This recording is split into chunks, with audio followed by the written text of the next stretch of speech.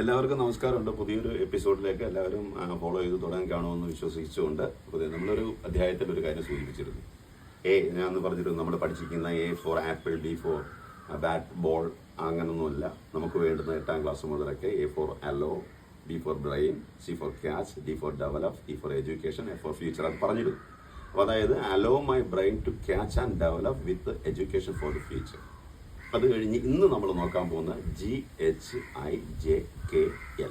അതെന്തിനെ സൂചിപ്പിക്കുന്നു എന്നുള്ളതാണ്. അപ്പം ഏറ്റവും ഇതുവരെ ഞാനൊന്ന് നിങ്ങളോട് ഒന്ന് എഴുതി കാണിക്കാം. A allow, B brain, C catch, D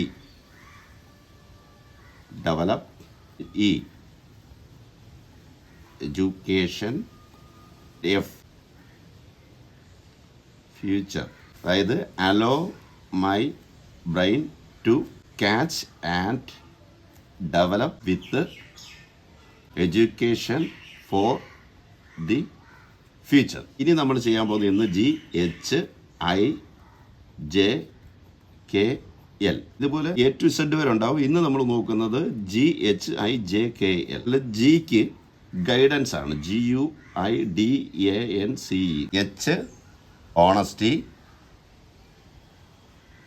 I identity, J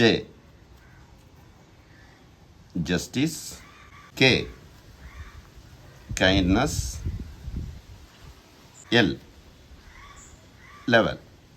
അപ്പോൾ നമ്മൾ ആദ്യം പറഞ്ഞ allow my brain to catch and develop with education for the future with the clear guidance and honesty, for my identity with justice and kindness to the next level. A to L വരെ നമ്മളിപ്പോൾ ആയി. അതായത് allow my brain to catch and develop with education for the future with the clear guidance and honesty, for my identity with justice and kindness to the next level.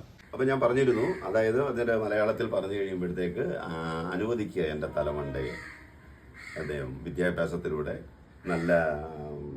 വിദ്യാഭ്യാസത്തിലൂടെ നല്ല future, ഭാവിയെ develop ചെയ്തെടുക്കാനും പിടിച്ചടക്കാനും, ഒപ്പം തന്നെ അത് നല്ല ഗൈഡൻസിലൂടെ, അതായത് നമ്മളെ കണ്ടെത്തുന്ന, നമ്മളെ നിയന്ത്രിക്കുന്ന ഗൈഡൻസിലൂടെ, അതിൻ്റെ സത്യസന്ധതയിലൂടെ, ഒപ്പം നമ്മുടെ ഐഡൻറ്റിറ്റിയെ, നമ്മളിലെ ഉള്ളിൽ കിടക്കുന്ന ഞാനെന്ന് പറയുന്ന ബോധത്തെ, അതായത് ആ തത്വത്തെ ഉണർത്തിയെടുത്തുകൊണ്ടുവന്ന് നീതിപൂർവ്വം, നീതിപൂർവ്വം, കാരുണ്യപൂർവ്വം അടുത്ത ലെവലിലേക്ക്, അതായത് അടുത്ത തലത്തിലേക്ക്. ബാക്കിയുള്ളത് ഞാൻ അടുത്തൊരു എപ്പിസോഡിൽ പറയാം. അപ്പോൾ ഇന്നത്തത് മനസ്സിലായി കാണാം. GHIJKL. ഇത് കഴിഞ്ഞിട്ട് ഇനി അങ്ങുള്ള ബാക്കിയുള്ള, അതായത് JKL, MN, OP, QR, ST, UV, W, XY, Z, ഇതുവരെയും എക്സ്പാൻഷൻ വെച്ചിട്ട് ഒരു ഡെമൻഷൻ ഉണ്ടാവും. വെറുതെ ആൽഫബറ്റ് പഠിച്ചു പോയിട്ട് കഥയില്ല. അപ്പം ഇന്നത്തെ അധ്യായത്തിൽ ഇത് വ്യക്തമായി കാണും, മനസ്സിലായി കാണും എന്ന വിശ്വാസത്തോടു കൂടി, ഇത് ഫോളോ ചെയ്യുന്ന വിശ്വാസത്തോടു കൂടി നിർത്തുന്നു. അപ്പോൾ അടുത്ത അധ്യായത്തിൽ നമുക്ക് വീണ്ടും കാണാം. ഓക്കെ.